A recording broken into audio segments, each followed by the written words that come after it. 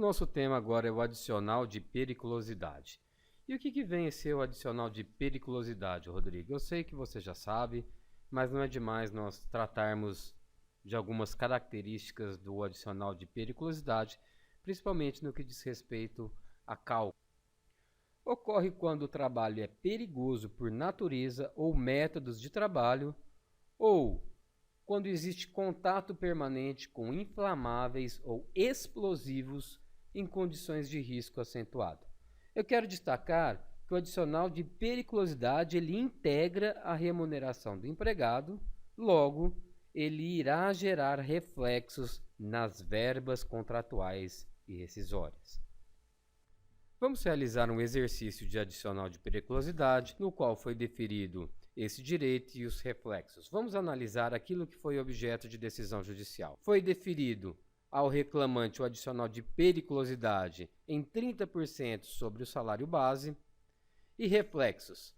Quais foram os reflexos, Rodrigo? Reflexo no 13º, nas férias mais 1/3, aviso prévio, FGTS e multa de 40% sobre o FGTS. Agora eu quero que você redobre a sua atenção, porque eu quero falar sobre reflexos sobre reflexos. O que é isso? Você pode se deparar com algumas sentenças na qual vai fazer menção a reflexos sobre reflexos. E quando isso ocorre? É o que eu vou demonstrar agora para você. Os reflexos do 13º, férias gozadas mais 1/3 e aviso prévio irão gerar reflexo no FGTS mais 40%. Você não precisa se assustar. Em obediência ao princípio da fidelidade à sentença, se você encontrar um ou outro, o que você vai fazer? Você vai liquidar de acordo com a sentença. O meu único objetivo aqui é demonstrar que você pode se deparar com essa forma, com a primeira ou com a segunda. Seja uma ou seja outra, você vai liquidar nos exatos termos da sentença. E depois a sentença vem e diz custas de R$100 pela reclamada, calculadas sobre o valor da condenação de R$5.000. Antes de darmos início ao nosso exercício propriamente dito, eu quero chamar a sua atenção para alguns aspectos de um contra-cheque.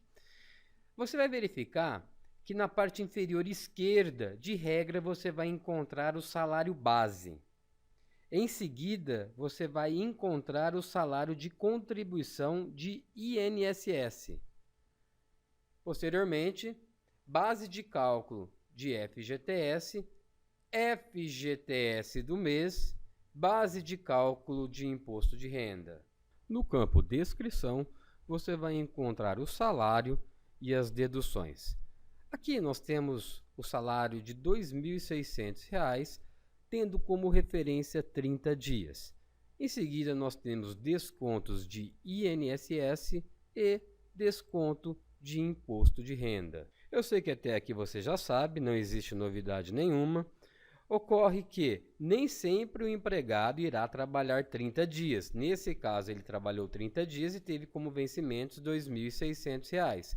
Mas isso nem sempre vai ocorrer. Então, você deve se atentar a esse campo do salário base, que fica do seu lado esquerdo na parte inferior. A título de curiosidade, eu quero te contar uma situação em que ocorreu um acidente do trabalho e o reclamante pleiteou a renda mensal vitalícia. O TRT decidiu da seguinte forma: defiro ao reclamante a renda mensal vitalícia no valor equivalente a um salário mensal. E entre parênteses foi colocado o valor do salário mensal. Mas no contra-cheque, o salário base era de R$ 900. O que o TRT acabou fazendo? Ele acabou pegando por base os dias trabalhados, que foi o último mês, que no caso foram 7 dias efetivamente trabalhados e os 15 dias de afastamento. E deu o total naquele mês de R$ 600. O ideal teria sido o tribunal observado o salário base e não os dias trabalhados. E aí eu já sei, você está doido para fazer aquela pergunta que não quer calar, que é a seguinte: como eu vou fazer a liquidação? Ora, eu recomendo, se você tiver pelo reclamante, você fazer com base no salário base. Se você tiver pela reclamada, você vai fazer exatamente nos termos do acórdão. Agora, se você tiver pelo perito, eu também recomendo que você faça exatamente nos termos do acórdão, ou seja, com base em cima dos R$ 600.